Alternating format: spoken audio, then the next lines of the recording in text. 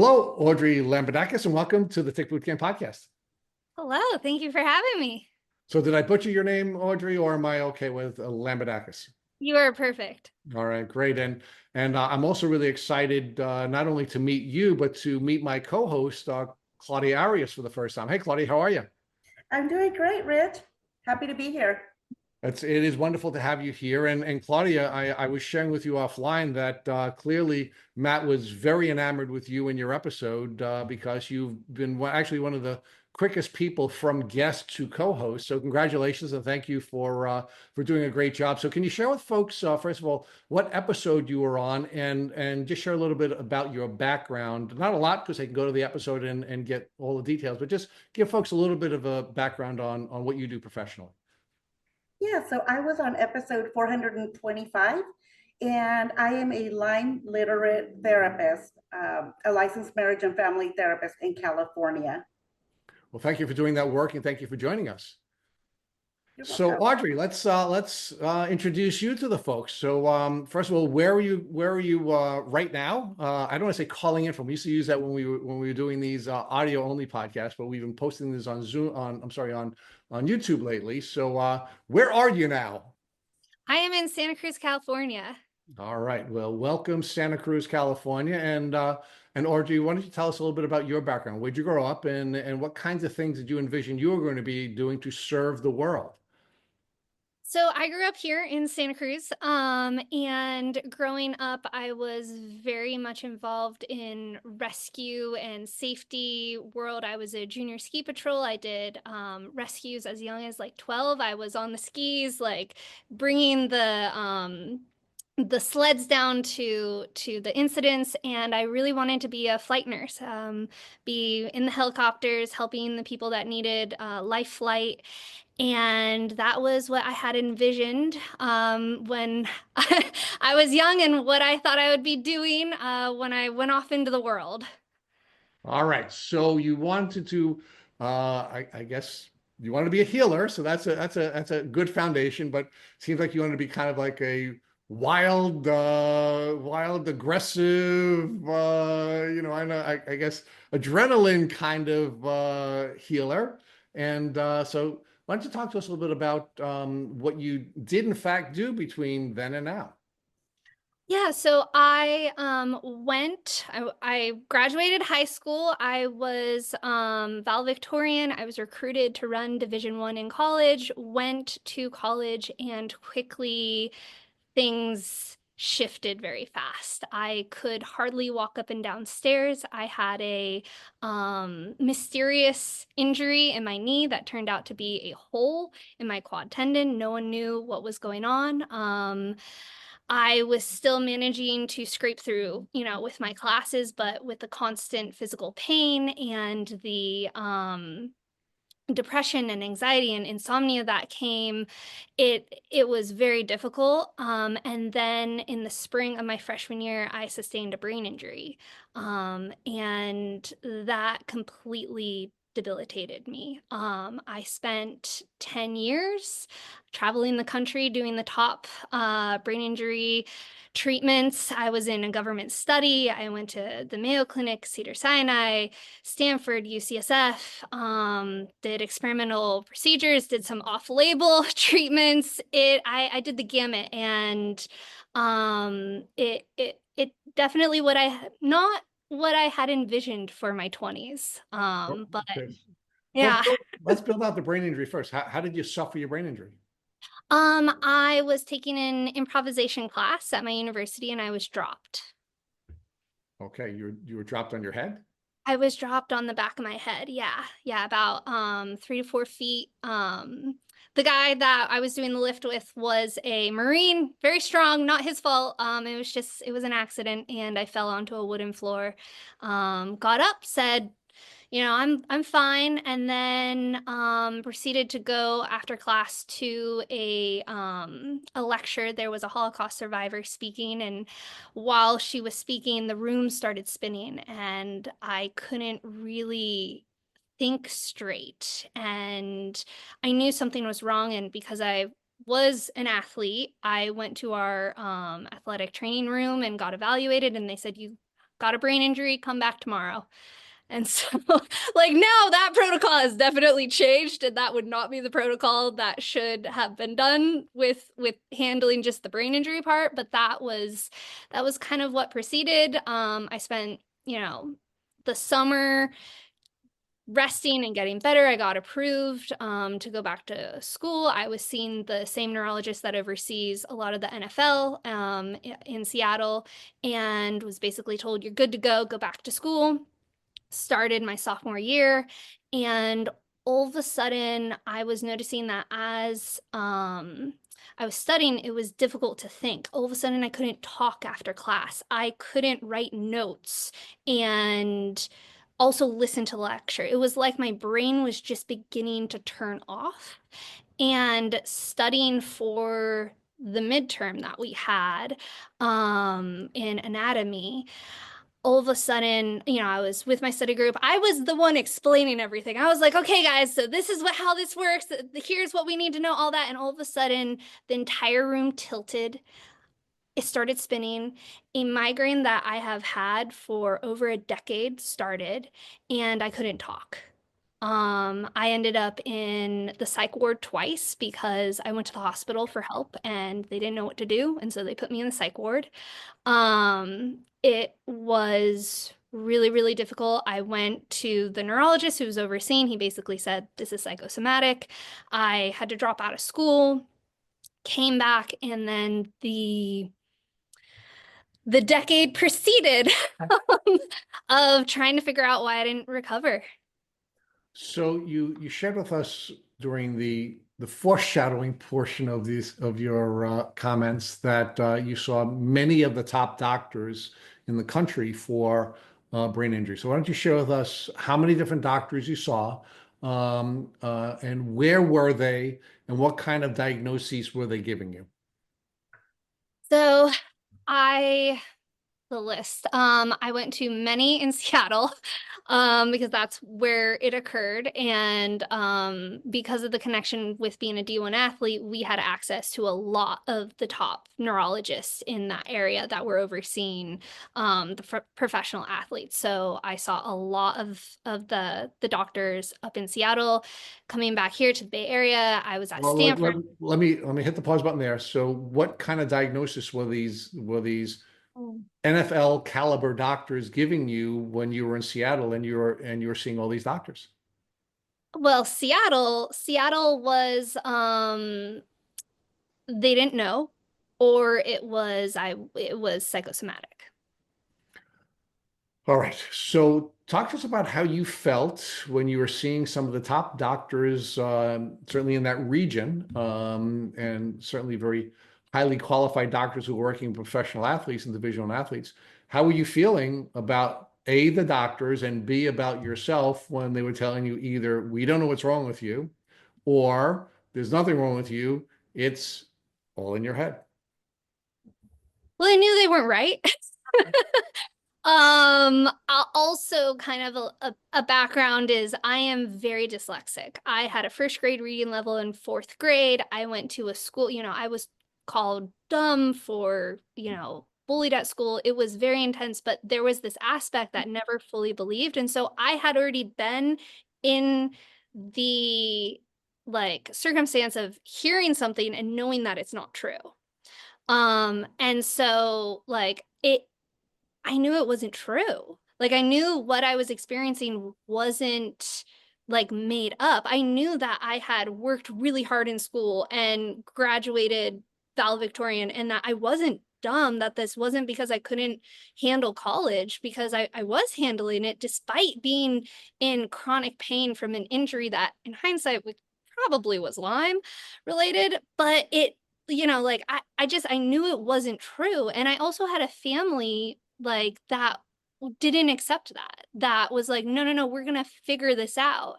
And the Seattle portion was actually the smallest portion of the time I had to drop out of school and come back to the Bay Area. So it was only a few months that the Seattle aspect was. The biggest kind of letdowns were what followed once I came home. Okay, so let's talk about when you came home. So I guess on some level, because these were foreign doctors, they were not from your hometown, but they were from another region in the U.S., that you thought you were going to get, I guess, better treatment when you got home to the Bay Area. So how'd that work out for you? Um, there are some amazing brain injury doctors in this area and across the country. Like I've gone out to the Mayo Clinic, I've been in New Orleans, I've been all over, and there's just a blind spot when it comes to brain injuries and Lyme, and that's what I was running into. So I went to Stanford, UCSF, and SOAR Clinic, and these are all, I was doing brain injury, rehab right next to some of the players on the San Francisco Giants. Like same room, same stuff. We're doing it, and my doctor had the ring from them winning the World Series on. Like these are supposed to be the best people, and when time and time again, I would see a doctor that we found on a patient blog, because just like in the Lyme world, how it is really patient-based, sharing information, who's the doctor that's good, what's the treatment that's working for you, kind of based off of what you guys are doing. It's the same in the brain injury world. So my mom would stay up really late and find the treatments and the doctors that, people were saying were really good, and then we'd go find them and get in after months of waiting, and it would be like, oh, we know why that treatment didn't work. Here's why. And now this treatment will work. And that happened here in the Bay Area. It happened when I traveled to, the different parts of the country to get treatment. And time again, I would hit that wall where I wasn't responding to treatment. And it was always the same thing, which was, the doctors that, it really had to do with their egos. If they had a really inflated ego, it was, this is in your brain, this is psychosomatic, this is your problem, go get into therapy. Which, by the way, this whole time I was in therapy, I took that to heart. I was going to therapy sometimes 3 times a week. I mean, my family like really made sure that that aspect was covered. And Sounds like your family made sure everything was covered. You went from doctor to doctor. You were all over the country. You had therapists. You had all the resources in the world, but you still weren't getting better. yeah, I mean, it really felt that way. And it wasn't as if there was this endless supply of money. Like, I don't want that to be an idea, but there was a lot of sacrifice on the part of my family to make sure that because there were suicidal ideations. There was a near attempt. And so they wanted to make sure that I was alive. It was really important to them that I stay living. And they took it seriously. And so when we would see these doctors where everyone's saying this will work and it doesn't work, and if they have egos, it's my fault. If they don't, they say, listen, you're permanently brain damaged. And after years of this, I mean, I did the most wildest treatments, and put my body through so much of just trying everything, and I hit that blocker where it was like the last doctor that I trusted, and I really trusted many of these doctors, and they just had that blind spot where they didn't know about the Lyme brain injury connection, and they would just eventually say, you can keep coming to treatment, but like, we think you're permanently brain, this is the best it's going to be. So let's talk about doctors and ego and specialists, and because it's a theme that we consistently we deal with in this podcast, right? And you know, doctors are wonderful people. They become doctors because they want to help people to heal, right? But there are a number of other challenges with our medical profession. First, they're generally the smartest people in our society. And because they're the smartest people in our society, in many cases, they're always thought to be right, and they always want to be right, and they always want to be able to fix things, right? So we do have this issue. We also have doctors who are given very little time to get to know their patients, right? And because they have very little time to get to know their patients. And in fact, they generally listen to their patients less than 7 minutes before they are already beginning to treat them. And then, of course, we have all these specialties, right? In most cases, you're going to a specialist who doesn't have the ability to even look at the whole body, no less look through a lens that will cause them to be able to look at the whole body. So when you put that whole thing together, you have this guy or gal, a person coming in on their white horse. They're going to help you, and when they can't help you, it's either you're permanently damaged. There's nothing anyone can do for you because if they can't, no one can. Or there's really nothing wrong with you. You're just making it up in some way, or emotionally you're making it up in some way, because it's another way of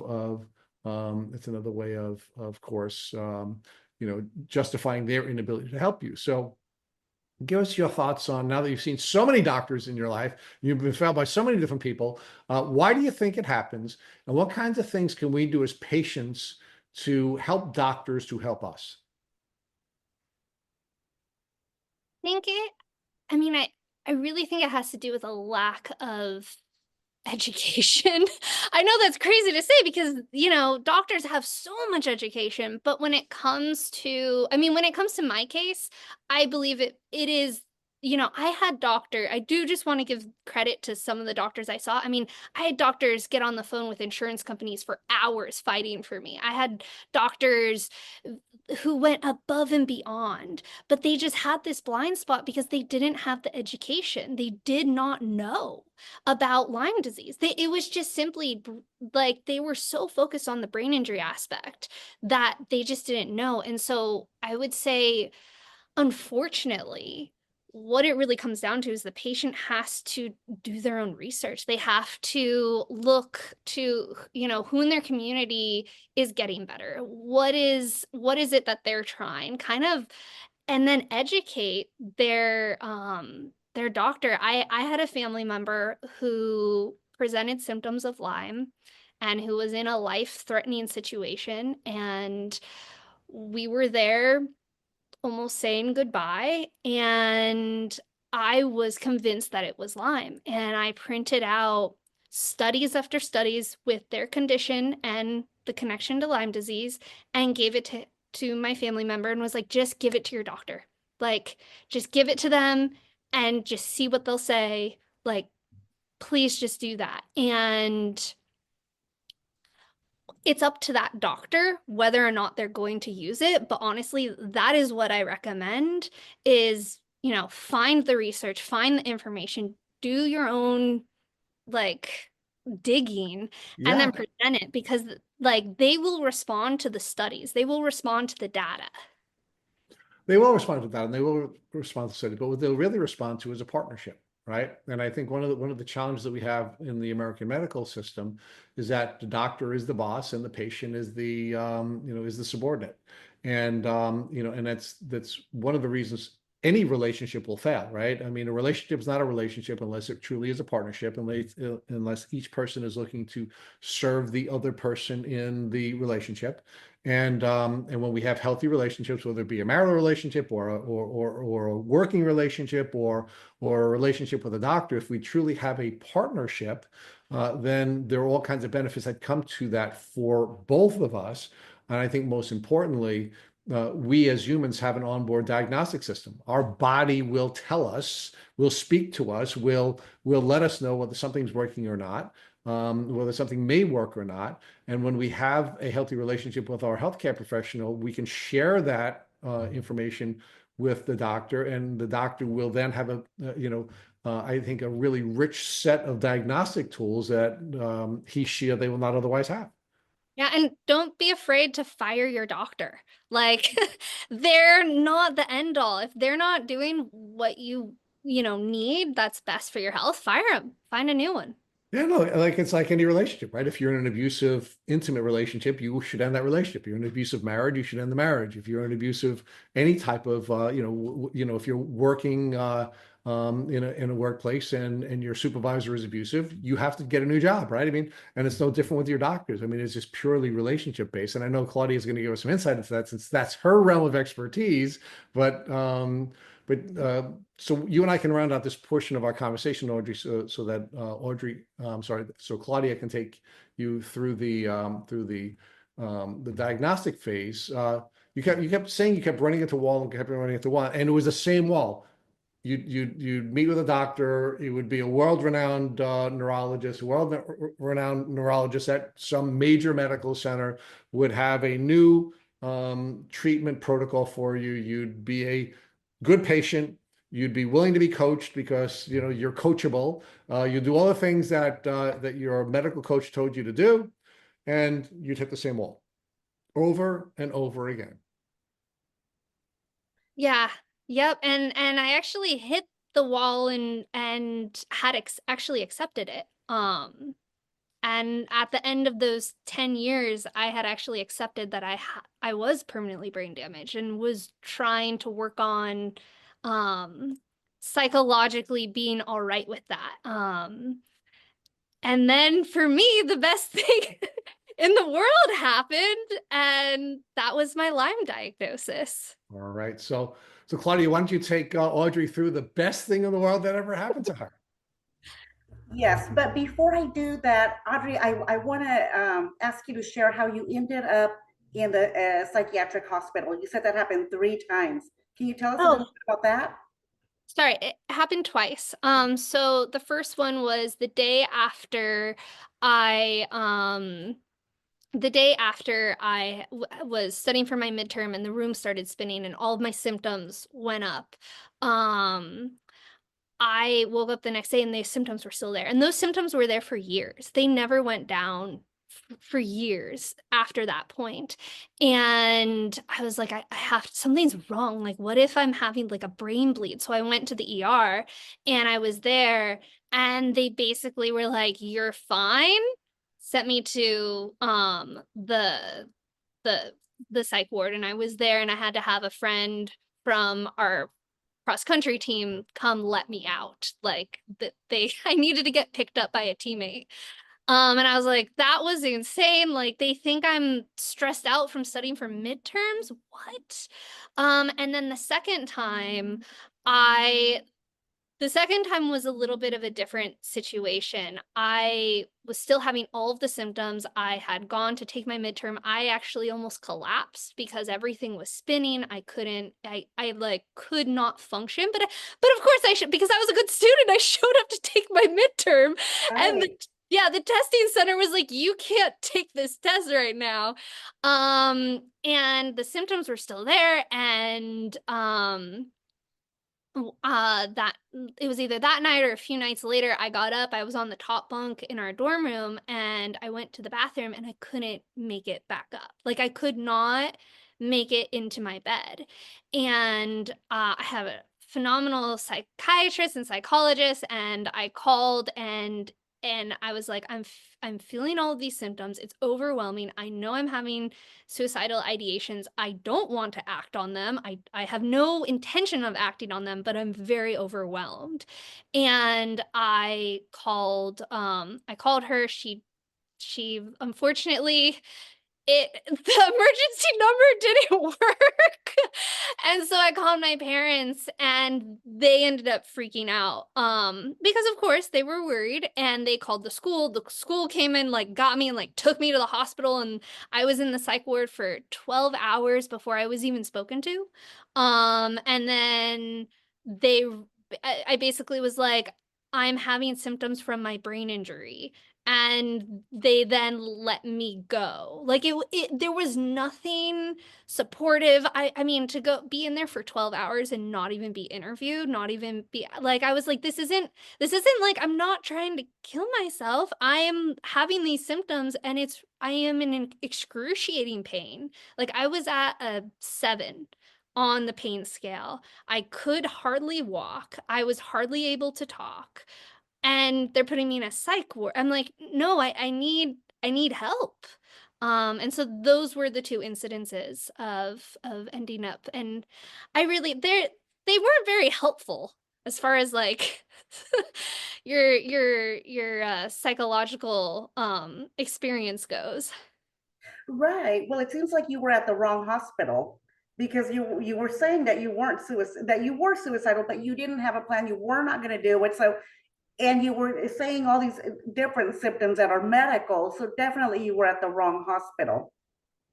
Yeah, yeah. I mean, I was 19 at the time, Yeah. didn't really know what to, I mean, it was a wild experience. Yeah. And I feel like everybody panicked and they didn't know what to do. So they took you to the psychiatric hospital. Yeah, and it was really heartwarming a few years later with one of the doctors that, ended up not being able to help long term. But one of the things she said, because I was like, I do have suicidal ideations. She's like, of course you experience intense depression. Look at all of your symptoms. And it was the first time a doctor was like, of course. Like it's like someone that cuts off their arm and is like, "Oh my God, my arm hurts." Like like I'm bleeding profusely out and a doctor being like, "Of course you're in pain." Like it was just wild. Yeah. So they normalized that for you. Mhm. And that can feel really good when you're going through your Lyme journey and everybody else is invalidating you. So to be normalized, it feels really good. So let's move on to where you did get your diagnosis when you found out that you have Lyme. Yeah, so actually it's really this I love this story because the 10-year anniversary of my brain injury was coming up and I had so much anger. I was so angry. I was so just all of these emotions. I was like, I have to like forgive the school for getting a brain injury in class. Like I have to do something. And so I went to Seattle and on to kind of see I had a plan to talk my way into the room, and I actually did end up into the room when on the actual day that I had the whole ceremony. But on the way up I got a call and I got my Lyme diagnosis. And it was as if, and I got it on March 4th, which it's kind of like, okay, let's march forth into your future. Like that's how I kind of like psychologically, I was like, wow, what a great date. And it was the most terrifying um experience of my life, but also the most like, oh my gosh, I'm not permanently brain damaged. I can actually do something about this. I can actually get better. Like, this means there's hope. This means that I could maybe go back to school, maybe have a career, maybe actually regain my cognition because if I can treat Lyme, I can do this. And of course, that was before I learned about a lot, a little bit more about Lyme. But it was amazing. And I was able to actually go to that room. I wrote a forgiveness letter and had a little like I'm sure the security guard went back in and took everything, but I made a little shrine on the floor where like the exact spot that I got a brain injury, and I read the letter and like was like, okay, this chapter of my life is closed and now I get to march forth into like my future. And kind of what transpired in the following weeks was I learned from my experience of brain injuries that it is really patient based, what treatments are going to work. And so I ended up interviewing around 30 different Lyme patients, all claiming to have been cured. I interviewed a doctor at Invita. I was actually really fortunate enough. I worked for a family member that is connected with one of the doctors at Invita. So I actually got to get that, someone to read me in on a little bit more on Lyme, and that was really amazing. And then I interviewed a lot of Lyme-literate doctors all in the Bay Area. And, what treatments are you doing? How much does it cost? What's your success rate? I mean, I went deep. And one, it was very terrifying because you actually are hearing people and you're realizing, oh, they're not better. Oh, they're still having limey days. And I'm like, I don't want that. Like, that's not what I want. And then for me, I discovered Bee Venom Therapy. It was very early on, and it was in interviewing the people that had done Bee Venom Therapy. I was like, oh wait, this could actually really work, and possible, like, I know that people don't like to say eradication in the Lyme world, but from what my research was showing me and the interviews and all that, I was like, oh my God, I could actually get rid of this. And so that's the path that I went down. And so far it's working. Great, great. And I love your whole story where you went and you had the closure, where you had your brain injury. I love that. And I love the whole march forward. Yeah, there's a lot of ceremonies that take place with this journey for me. Yeah, I feel like it's an essential part as you heal to honor where you're at and then kind of letting go of the past so that you can actually transfer in. Like when I was in the process of letting go of, like, okay, I don't actually have a brain injury, this is Lyme. Yeah. I had a whole, like, almost like a breakup ceremony with this idea of, like, being a brain injured patient to now I am a Lyme patient. It involved like candles, and there was a beach bonfire, and That's great. I love that. Besides the venom therapy, did you have any other types of therapies or so treatment? one of the really cool things is that during the brain injury saga, there were two treatments that worked, and one of them is actually a Lyme treatment. So I was part of a government study on brain injuries and hyperbaric chambers. And so, of course, like hindsight, we know why it worked, and it was because it's also a Lyme treatment. And that that really, really helped. But then I hit a moment where I started herxing, and that doctor is he's a phenomenal brain injury doctor, hyperbaric doctor, but he had a blind spot when it came to hyperbarics and Lyme. And so I was told it was an overdose, and that I had reached the end of how much hyperbaric chamber treatment I could do. So that was kind of my experience with other Lyme treatments. And the other treatment that kind of worked was I got Botox at Stanford, and that lowered my pain scale from like a 7 to 8 always, like that was my constant, to more of like a 4 and 6.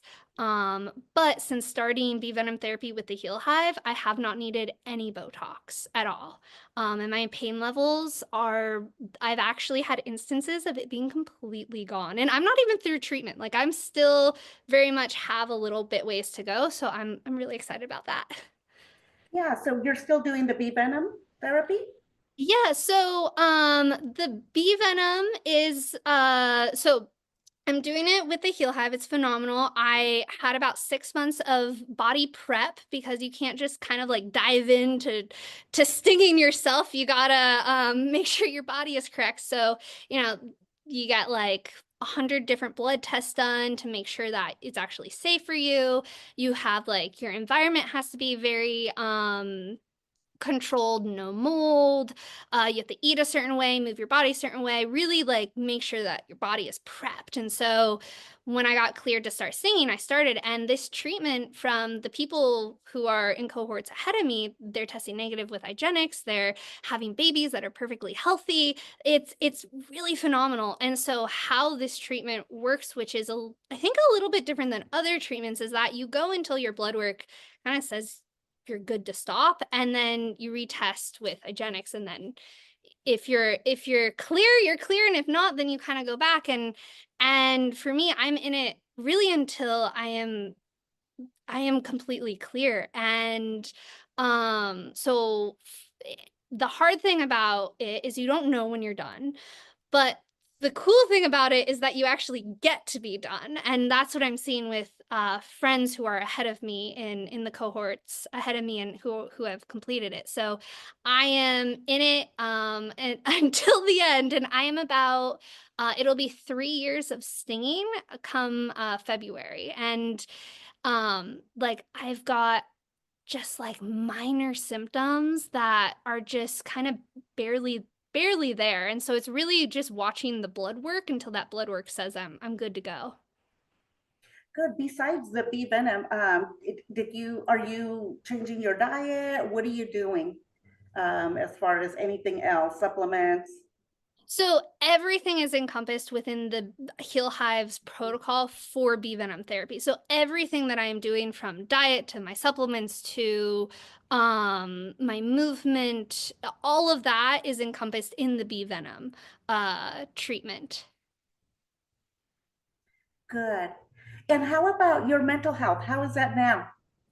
Oh, it's great. I mean, so very early on, I took it very seriously with when Mhm. we thought it was the brain injury.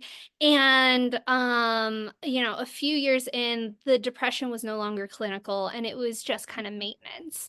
I take mental health extremely seriously and have done everything from cognitive, I've done a lot of cognitive behavioral therapy.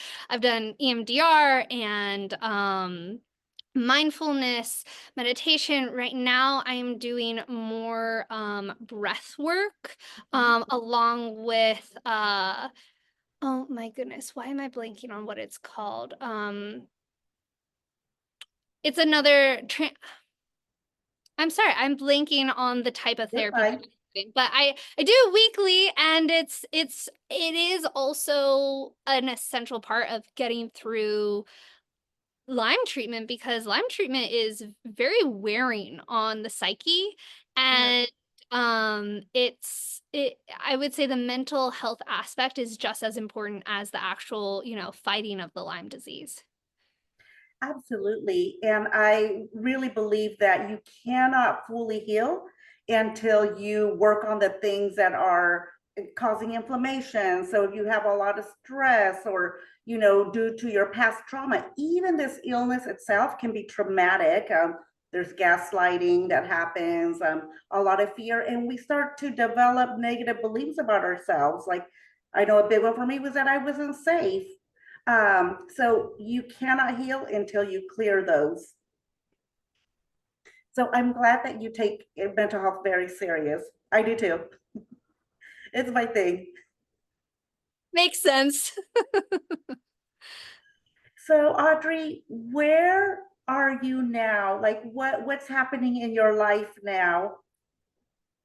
Yeah, so kind of backtracking a tiny bit to kind of explain what's happening now. So in between doctors, I picked up a camera like back when it was brain injury, and I would go out and shoot surfing because we're in kind of a surfing mecca here in Santa Cruz. And that slowly progressed to photographing mavericks, which is one of the most dangerous waves in the world. It's a big wave. Not just saying like it's classified as a big wave. There's a few around the globe, and it is one of them. And while photographing it, I noticed that a lot of the surfers exhibit signs of brain injuries. And, as more awareness in the brain injury world comes forward in surfing, it's really showing that many of them, their brains are looking a lot like the NFL players, that chronic traumatic encephalopathy might be at play with many of them. And so while I was healing and focusing on my own health with the brain injury, a way to make sense of what I was going through was to create a nonprofit to bring awareness and education around brain injuries. And so that was Healing Brainwaves Foundation. And we are very involved with the surf community as far as like outlets with the news. And we speak at, I'll speak at the Maverick Safety Summit every year. We're involved with a lot of the safety aspects. And from that, we also deal with recipients that come to us. And it is wild because many of them actually have Lyme disease. And there's this wild phenomenon that's happening where more and more people who are getting brain injuries are getting properly tested for Lyme after, and it's showing up that it's Lyme disease.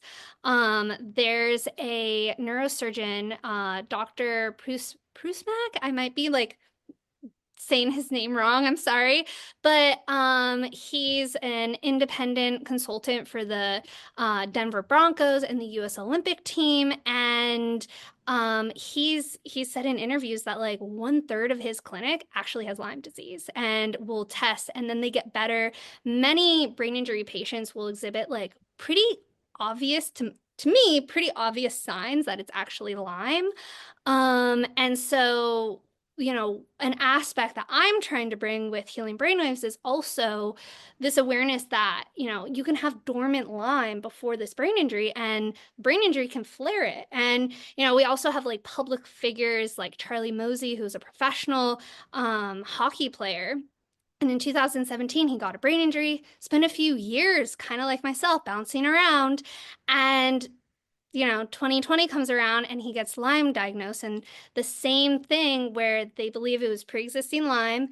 And when you get a brain injury, the blood-brain barrier becomes inactive and anything can get in there. There's even a case of herpes getting into the brain after a brain injury. And so, you know, you have, you know, whatever pathogens getting in there, flaring and mimicking permanent brain damage. And what's really cool is there's actually a study, like, and we all know there's not a whole lot of money out there for studies. I mean, it is changing, thank goodness. But there's a Bay Area doctor, Dr. Azzolino. He's a chiropractic neurologist, and he did a study in 2019 on brain injuries and Lyme, because he was noticing that, like, oh, wait, maybe some of these patients I have are actually dealing with Lyme disease. And he did a study on 117 patients, and 38% of them actually had Lyme disease and tested positive with the Western blot. And I mean, that's just the Western blot.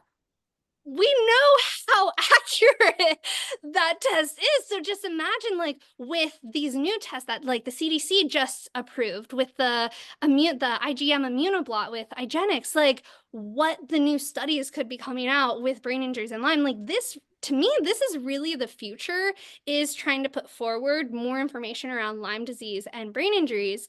And so what I'm doing right now, which is really exciting, is I'm very involved in the Mavericks community as far as like safety, and we will have a lot of recipients coming from us who are big wave surfers. And one of the great treatments for brain injuries is actually hyperbarics. And so we are very close to securing a hyperbaric chamber for the Mavericks community to use. And so not only will that combat, you know, the development of chronic traumatic encephalopathy, it will also, for me, it will also help, you know, us see who might be dealing with Lyme disease and be able to screen for that more. And so we're trying to create enough information to be able to retrospectively create studies from the information we gather from this program. So that's kind of that's the current like exciting thing that I'm trying to work on. Sorry, that was a lot of information. No, that is great. Like, I'm feeling your excitement because I feel like I'm in the same boat. Like, even with mental health, I feel like, you know, most therapists don't know about Lyme, and they don't even understand Lyme symptoms. So nobody is assessing for Lyme illness. So for me, I get really excited when somebody comes in and they have been seeing a doctor for years or have been on medication for years for anxiety and depression. And I start to ask them some more questions, and I refer them to a Lyme-literate doctor, and they get a positive diagnosis. I get so excited and so happy. Not that they have the Lyme, but that we have hope. Yeah, the answer to what's actually going on. Like, yeah, have you noticed it being really difficult for people to let go of their identity as like it being a mental health issue and not a Lyme issue? Because what we're seeing is recipients who they identify as a brain injury patient, and there's almost like this idea that they don't want to let that go because Lyme it's almost like too scary for them, possibly. I don't know. It was a different experience for me. But like how have you navigated that? Because I would love to your insight on that. It is really difficult, but I have ran into the same problem where, I'm like, no, this is it. You have to go see a Lyme literate doctor, and they don't want to. Just the Lyme diagnosis seems like too much for them. And of course, I will continue to talk about Lyme to educate them about them, but it's their journey. And at some point, I just need to let that go. I give them all the information. I will share my story. And it's up to them. When they're ready, they will do that work. So Audrey, we've observed here in interviewing almost 500 people with Lyme disease, actually online and hundreds more offline, is that, identity, a change of identity is significant, right? And I think what was really enjoyable about some of what you had shared with us is that you have these ceremonial experiences where you move forward, or you march forth, with a ceremony memorializing this change in your life, right? And I think one of the best descriptions of the challenges with first not having a Lyme identity and then ultimately having a Lyme identity is that there is this grief process that you have to go through. And we have this brilliant woman who's been a co-host with us many times, named Heather Glovac. And Heather Glovac said that you have to grieve into the community and then grieve out of the community. And there is a certain amount of comfort you get when you come into the community and you have a diagnosis and you have other people who understand you and you are interacting with them. But then you have to leave them, right? You have to go on and live your life as someone who does not identify as a sick person or identify with an illness. So the way she describes it, the way Heather Glovac describes it, is part of a grieving process where you have to grieve in and grieve out. I don't know, Claudia, if you've seen or you've experienced the same thing that Heather, and it seems like Audrey is as well. They're just articulating a little bit differently. I love what she said. I love that, and I will use that quote from now on. I'll have to borrow that from her. So Audrey, so now let's talk about what you're doing, right? This has been a transformational experience for you. You spent 10 years in hell without a diagnosis. You get a diagnosis and you finally find a treatment plan that works for you. And you're improving on a regular basis. And now you are now serving the brain injured community in a way that you would not have been able to had you not gone on this journey yourself. So talk to us about how this has been transformational for you and what you've learned about yourself. I mean, your skills, your tools, and how you learned that this is what God created you to do, to serve people in the brain injury world. Oh, that's a good question.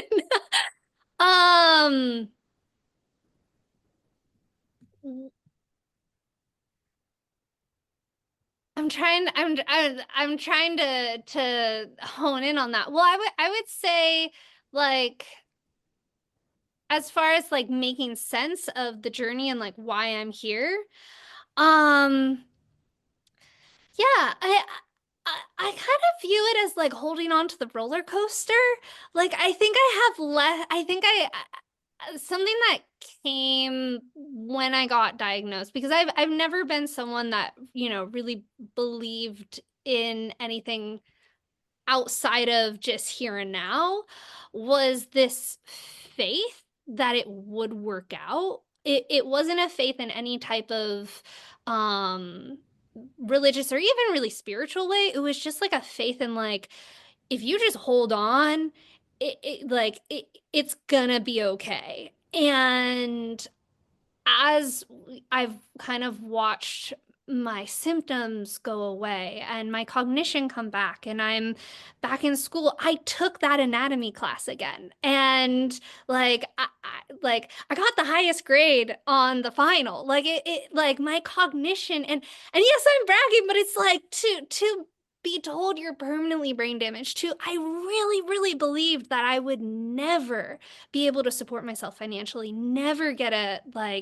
degree. That was just, it was beyond what was going to be within my life. And now thanks to my Lyme diagnosis, thanks to Bee Venom Therapy, I am regaining my life. And so it almost is kind of not even like, it's just a natural thing when you see so many people around you suffering, when you see so many people that also have that story, that are, they get the brain injury and they're not responding to treatment, because I talk to so many people that is what they're experiencing, that it's just kind of natural. And there, at some point you kind of gotta, like Claudia said, you kind of gotta let them live their life. But I think with the level of suffering that comes from this disease and the amount of your life that gets stripped, um, it just seems very natural to try and help people, um, not have to suffer the way you did. So, but Audrey, you did share with us that you were at a place before your Lyme diagnosis where you were just preparing yourself to live as a permanently brain injured person, right? And what that sounded like to me was that you weren't really holding on to this belief that it was going to get better if you just waited long enough, or you held on to the roller coaster, bar long enough. Sounded to me like you were really sort of resigned to accepting that this was going to be your forever reality, and that you were believing all the gaslighting that the doctors had perpetrated on you. So let's focus on that little space between where you were really accepting the gaslighting and the permanency of the injury, yet you were still holding on to that bar on the roller coaster where you believe that you were going to get better. Talk about that space. I would say it was an ember of holding on to the roller coaster. Everything else had fallen off. That was a very dark time. Um, there was this aspect of, you know, what other option do I have? And the best option for my life is to accept this. I can't keep hitting this wall because it keeps hurting me when I hit it. And so, in a way, you know, I was doing my very best to try and accept it. And there were aspects of it that I did accept. And there were aspects of it that I didn't. And that didn't, it was the kernel of, okay, you got to figure out something else. Like, you got, like, this can't be it. But it was pretty small, and that fire had gone down to the tiniest of smolders. Like, and yeah, it is very difficult for me to go back to that place. I can, like, feel the emotions coming up. Yeah. I think it's wow. Okay, we might be crying. We do that on this podcast. Um, it's just been such a 180 since that time, that it is hard, and I'm glad you pointed it out, because it is hard. And it's almost like I try and almost black it out a little bit. But it's so cool that you did hold on to that ember, and that ember ultimately became, the spark for the fire that allowed you to break through that wall, right? Yeah, and I think something that I was really trying to do with accepting was create healing brainwaves. So I was in the process of accepting it in, like, the end of 2019, early 2020. And this was a process. I was still doing, like, I was still doing brain injury treatments during that time, but they were kind of like grasping at straws treatments that I had to try them, but there was pretty little evidence that they would actually work. Um, and it was almost as if creating healing brainwaves was a way for me to make sense of the dying fire. Or it was the vehicle that you used to turn the ember into a fire because you were doing what you were created to do. I like that. I like that viewpoint for sure. Love that. So let's talk about this connection between Lyme and brain injuries. When Matt and I were brand new doing this podcast, and I apologize to everybody about how badly we sucked back then.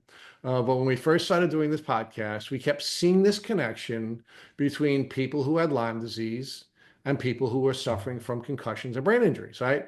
And at one point I had said to Matt, it just seems like when you get Lyme disease, when you walk down the street, a piano is going to fall on your head. I mean, just like people were getting hit by cars. People were getting, I mean, it was just like we saw the pattern over and over and over again. And we just kept asking, is there a connection between Lyme disease and concussions? Is there a connection between Lyme disease and brain injuries? Because we kept seeing it over and over and over again, right? And it's one of the reasons why it's so wonderful to have the two of you on this podcast today, because it's, you know, as we've matured, we can work with people who have a more mature understanding of these connections, which can now help other people in a way that we certainly couldn't when we first started doing this.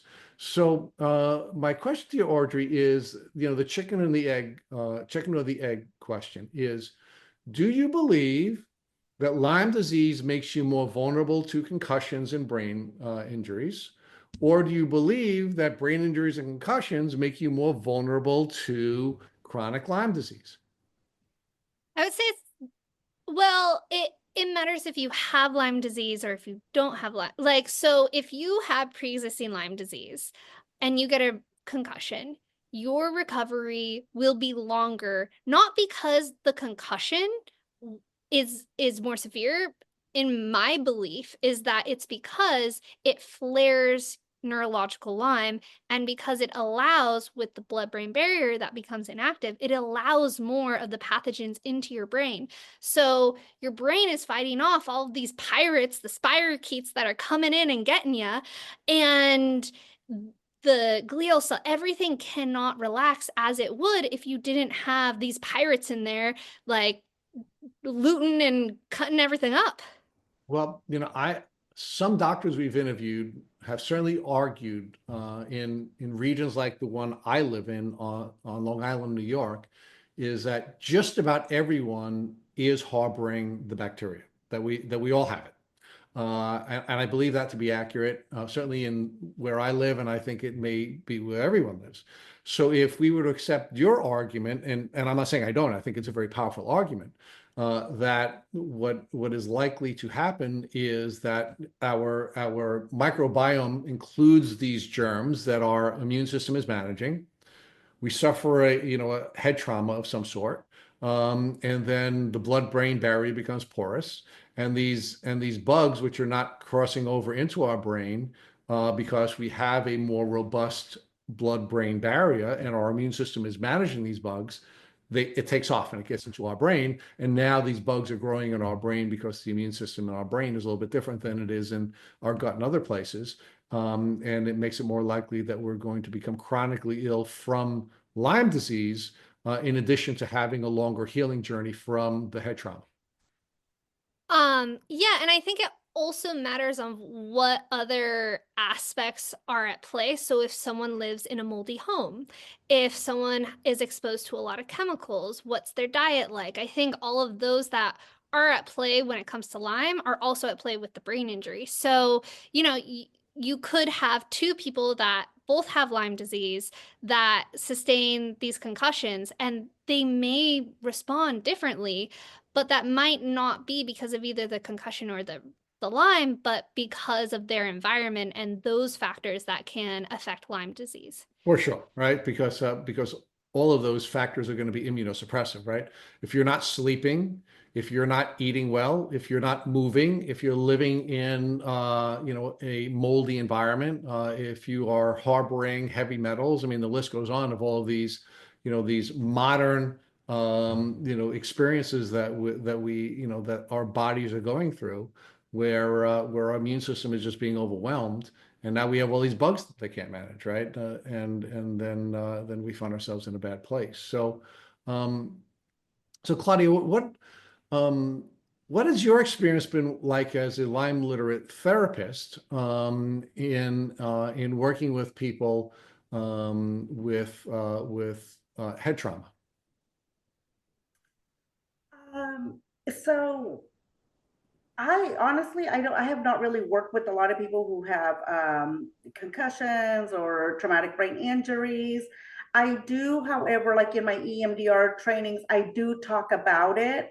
Um, and of course, the approach to therapy is different for somebody who does have any kind of brain injury, just because of, their brain already being overwhelmed. Um, but yeah, don't have that much experience, but I'm so happy to be here and learning from Audrey. So, I would like to make the argument to the two of you, and I'd like to ask you to react to it, is that everyone who has Lyme disease, and again, we here at Tick Boot Camp define Lyme disease as only the chronic presentation. The acute presentation is not Lyme disease in our view. We define Lyme disease as a polymicrobial, multisystemic, chronic infectious and or post-infectious disease. So if you're not chronic, we do not define that as Lyme disease here at Tick Boot Camp. But we also argue that every person who has Lyme disease has a brain injury. It's not necessarily from a fall like yours, Audrey, where you smashed your head on the ground. Of course, the big strong Marine wasn't big and strong enough to protect you from crushing your head on the ground. But we argue that every single person who has Lyme disease has a brain injury. What would your reaction first be to that, Audrey? And then I'd like your reaction to that, Claudia. I would say aspects of that I absolutely agree with. I mean, the neuro effects of Lyme disease are, the same as a concussion. And I mean, that is why it is so hard for people to decipher brain injury or Lyme. I think that would be more of a, I don't know if I have enough expertise to be able to give a No, definite I'm not asking. I'm just response. asking for an opinion. Give me your Yeah. thoughts. What's in your experience? I think it all depends on the recovery. I think if, like, from what I've experienced from my own recovery of Lyme, is that, you know, this that is such a hard question. That's my job to ask the hard questions. So while That I, is a and I'll that tell is you a what I'm great enjoying about this. I mean, I really appreciate thoughtful people, Audrey, and you are very bright and very thoughtful. But I always know when you're thinking, because you're blabbing and blabbing and blabbing and blabbing, and all of a sudden, oh, you got to take a long pause to think about this, right? So while you're pausing and thinking about this, let me move over to Claudia and see if I can challenge her on whether or not she would agree with me on whether or not everyone who has chronic Lyme disease does in fact have a brain injury. I would say that I agree with that, just because Lyme is so hard, it's an injury to the brain.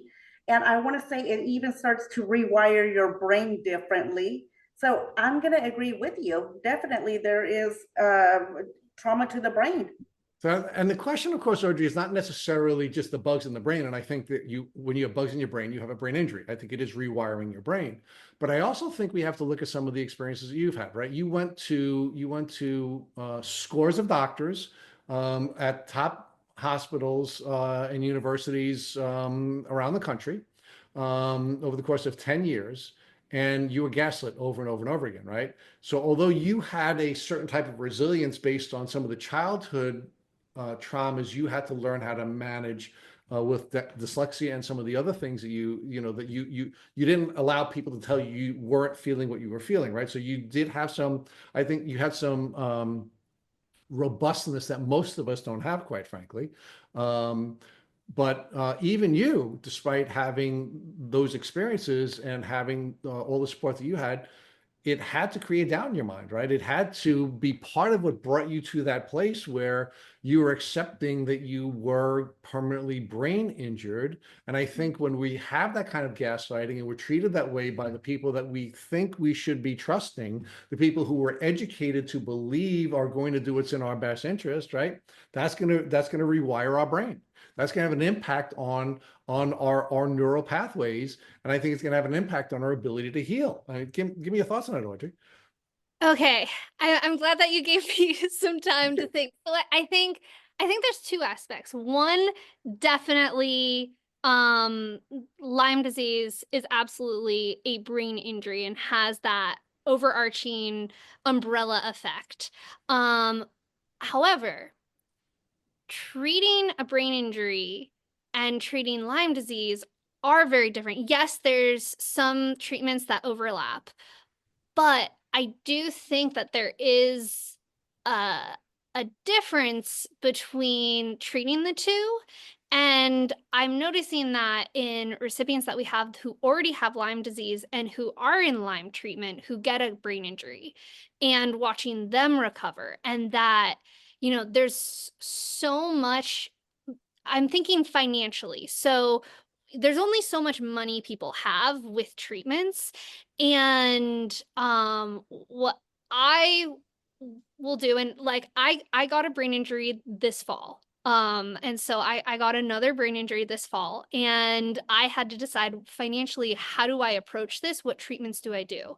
And I continued with my Lyme treatment all the way through, was very, I'm very diligent when it comes to bee venom therapy.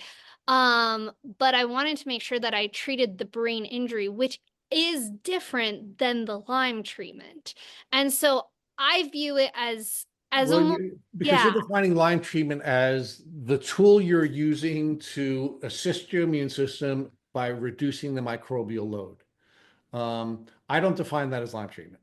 Okay. I define that as reducing the microbial load, right? But Lyme treatment is getting sleep. It is eating properly. It is moving. It is working with your therapist so that you can have a proper emotional and neurological experience.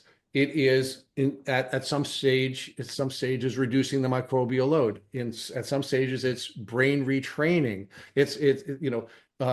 Lyme treatment is not just killing bugs. It's a whole series of steps.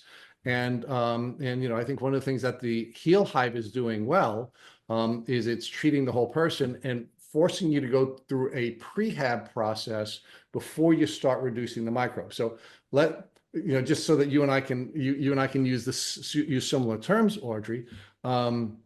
If we're going to define Lyme treatment as bug killing, well, then maybe I'd agree with you. But if we're going to define Lyme treatment as treating the whole person and getting the whole person first prepared, then reducing the microbes, and then going through a rehabilitation and a maintenance process, then maybe we wouldn't agree.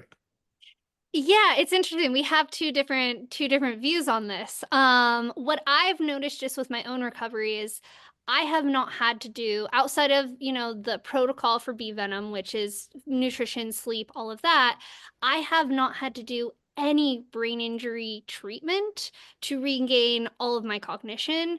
And it's simply been from the bee venom. So that's where, like, if we're talking brain retraining, like RTMS and all of those type of treatments that are very geared towards brain injuries, and um, I have not had to do any of those in order But to you have been regain. doing them. But you have been doing all those treatments all along. Of course, the question. So one of the things that we argue when folks contact us and say, "What is the first thing you need to do in order to be able to have success on this journey?" We argue you need to hire a therapist. You need to work with a mental health professional. You need to work with somebody like Claudia to help you to learn about your brain and learn about the binary nature of your brain and learn how to make sure that your brain is not working against you.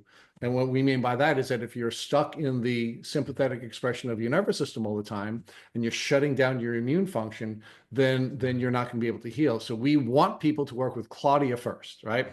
Then we recommend that you go through a process of preparing yourself before you kill the bugs, right?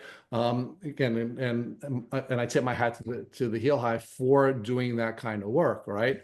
Because we've had many doctors tell us that when you're working with a good therapist, they help you calm your brain, and you're now going through this process of changing your environment and getting out of the moldy environment and changing your food and making sure that you're getting more nutrition and working on your sleep so that you are in fact sleeping, and then you can go through the brain detox that you need to go through. When you're working on the various detoxification elements of sleeping, pooping, and peeing, when you're doing all of these things in conjunction with therapists, in many cases, you don't even have to kill the bugs, because what's happening is your immune system starts to function again and it kills the bugs itself, right? So when you're going through that process of managing your brain, which again controls everything from the day that we come into this world until the day that we die, right? Your brain is the most important organ that you have. It controls everything in your body. So if that's going to be the most important part of this healing journey, regardless of whether or not you crush your head on the floor and you had that kind of a traumatic experience or not,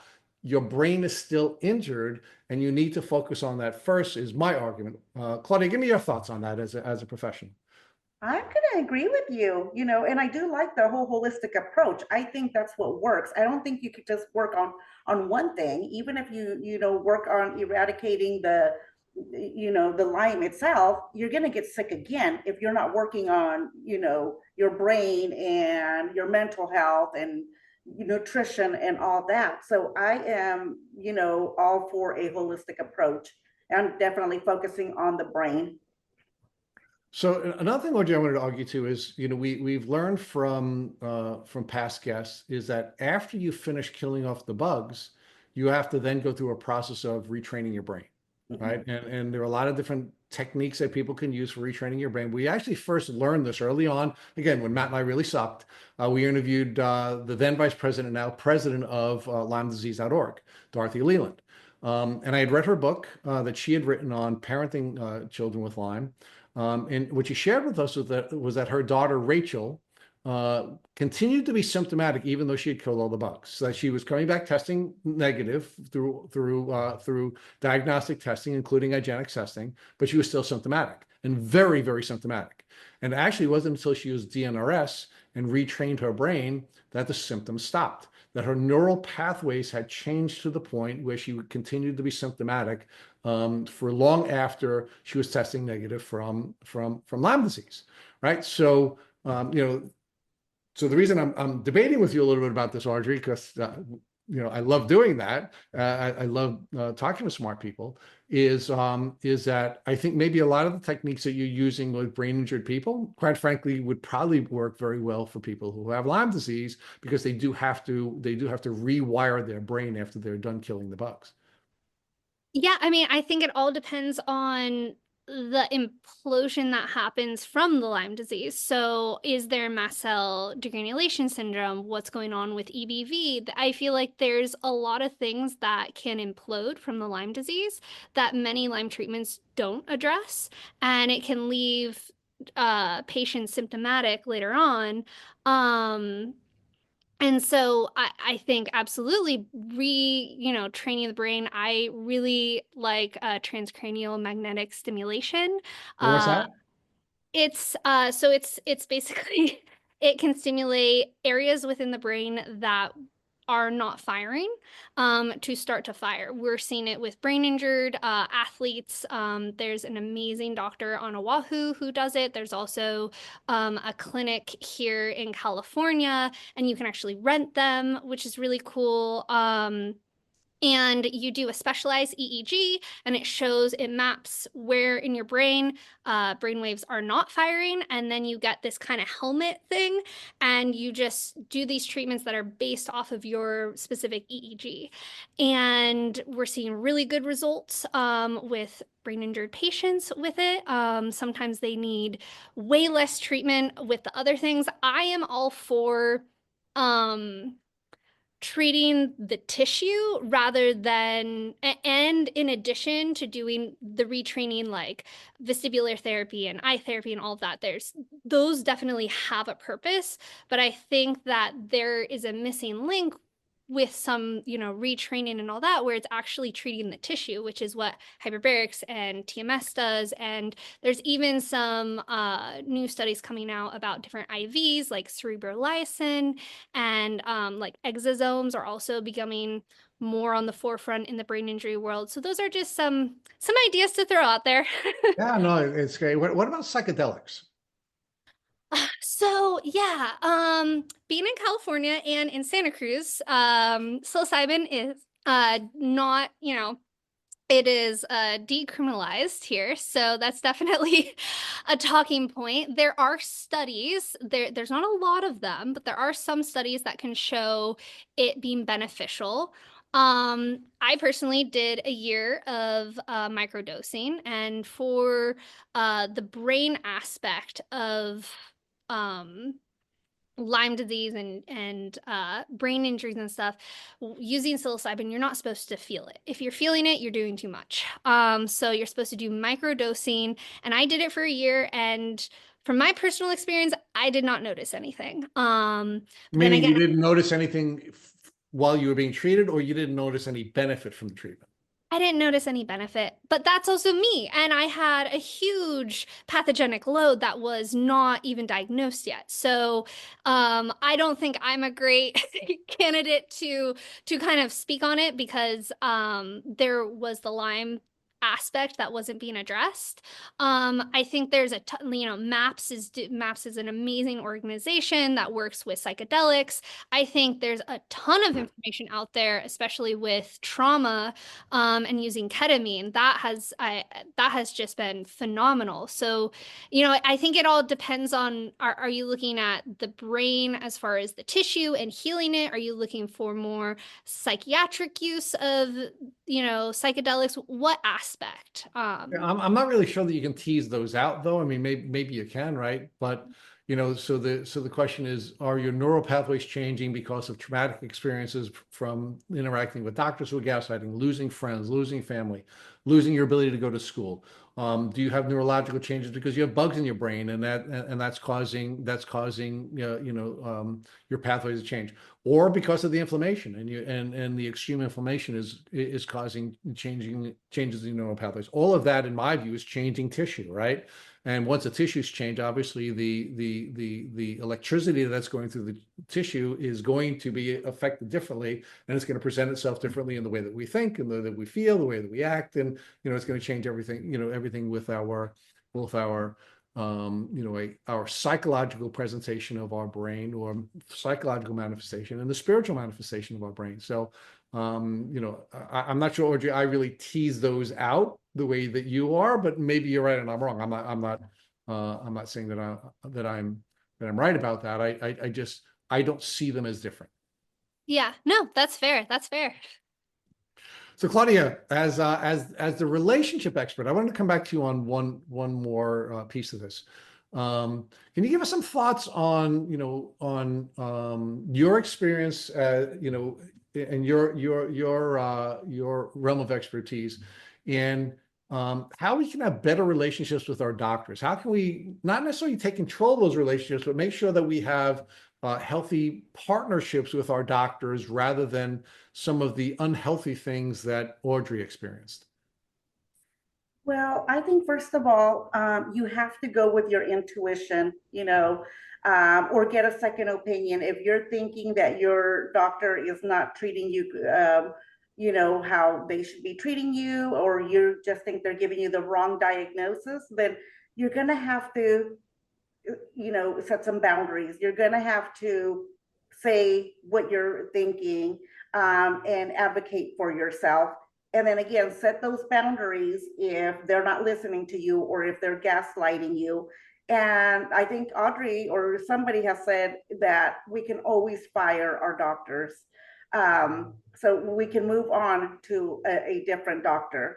And I like what Audrey said too, like educate them, show them studies, show them the research. And if they don't listen, we're going to go to the next doctor. Yes, I really love the way Audrey described that as well, because there are different ways of developing a partnership with a doctor. Because really, an unhealthy relationship is really just a lack of respect, right? And there are different ways of earning respect. I think it sucks that we have to earn respect, but one of the ways you can earn respect is by bringing them research and showing them that you are a capable person, and perhaps that will allow that relationship to be a more healthy relationship. So. As we wind this down, Audrey, this has really been a lot of fun for me. I don't want to speak for Claudia, but I've really enjoyed this conversation, and I thank you for being willing to to even walk into a dark space with us. I'm sorry we had to have you cry, but it was something I think our folks will really appreciate learning from you. So thank you for that. So what's the future of the work that you're doing in the brain injury community, and how do you think the work that you're doing will help folks in the Lyme community, even if you don't define Lyme disease the same way that I do? I appreciate that. I think so. Ultimately, what I am planning to kind of do is become a nurse practitioner, and I think that will help everyone within, the brain injury and Lyme world because of my own experience, and I am a fierce advocate for patients, and so that is what I intend to do as a nurse practitioner. At least that's the game plan as of now. And I think with the work with the brain injury world, it's really bridging that gap and with, spotting the patients that do have Lyme disease that is impeding their recovery and, stopping it, I don't want anyone else to go 10 years, let alone let alone like even 6 months with this idea that it is a brain injury when in reality it's Lyme, in my view, it's Lyme disease that has flared and needs to be addressed. And so by trying to get people proper diagnoses and just awareness of what's actually at play, I think it can not only bring awareness to, the role between brain injuries and Lyme, but also the more people that are aware of Lyme disease, the more advocacy, the more money, the more everything that can come to the Lyme world. And I think there's been this huge push by, you guys, by all of the other advocacy groups, everyone that is, blaring that Lyme disease is an issue. And from that, we're seeing more studies, we're seeing more funding. And so even if it's just getting one more person the proper diagnosis that they need, who knows what that person will be able to do in the future to help bring awareness to Lyme disease. That was really cool. Um, so Claudia, as our guest co-host, and thank you, you've been great in this role. Now I understand why Matt brought you from guest to co-host faster than anyone before you. Can you now ask Audrey the final question of this episode? Yes. But first of all, it was a pleasure to meet both of you. And Audrey, I really enjoyed learning from you. And I think, like with all Lyme, people who have Lyme, our wounds are our gifts to others. So thank you for the work that you're doing. But what's one piece of advice that you can give our audience who are going through their Lyme journey, who are hanging on to that roller coaster, to give them hope? I would say there's always a pivot. Like I know that finances is a huge aspect, and I really highlighted how amazing it was from my family when with the brain injury. When it became Lyme, it was actually a very different story. And I was navigating it thinking I was going to be living out of a tent, that I am living off of my savings right now, trying to get through treatment. I, didn't have a warm enough coat at one point during this. It actually snowed in Santa Cruz and I didn't have a warm enough coat. There's even through all of that, there are always pivots. They might be super small. You might not even realize it, but it's weird to have, like, I don't want to be like, have faith, but like, there's always something that you can find and hook on to. And so I think it's get as creative as possible, because this is a crazy roller coaster, and maybe you're holding on with like one hand, or at one point like it jostles you and you're holding on with your foot, but there's always a way to hold on and to find the way through. And I'm not fully satisfied with that final piece, because it seems very like, I don't know, but it just, that really is how I feel about this journey, is there's always some way to make it through. I love I, that. I it isn't, Audrey, isn't that just belief? It is, but you're also talking to someone that for most of my life, I didn't really have a whole lot of faith in the universe, in, religion and spiritual, that so I also want to be mindful for the people that don't resonate with that. And yes, it is just belief, and it is that it, and yeah. So, and Audrey, it doesn't necessarily have to be a belief in God. And as a Christian, I am certainly, and I don't say that to proselytize, but just to describe who I am. I believe that faith is important. Faith in God. There are other types of spiritual people who believe in a universe. But quite frankly, I think the only thing you have to believe in order to be able to heal from Lyme disease is believe you're going to heal, right? And I think that's where you were just, regardless of what your larger belief system was, you always believed there was just, even at one point, that little ember of belief that you were going to heal, and that was enough for you to ultimately blow on that ember to become the flame that allowed you to get to where you are today. And that's really the place where you need to be. Now, I believe there's a shorter path to believe that you're going to be healing if you have a belief in the universe, or you have a belief in your purpose, or you have a belief in God. I think it's a shorter path, but it doesn't matter how you get there. You just have to believe that you are going to get better, and that this is going to be an experience that's going to make you a better person. And if you believe that, you can heal. If you don't believe you're going to heal, unfortunately, you're not going to be able to heal, right? I mean, it's the old Henry Ford saying, if you believe that you're going to be able to do something, or you believe you're not going to be able to do something, you're both right. I had that quote up in high school on my wall. So, Audrey, thank you so much for being vulnerable and sharing this really beautiful and powerful story. And thank you for all the great work that you're doing. And Claudia, thank you so much for joining me as a co-host on this episode. Thank you for having me. Thank you.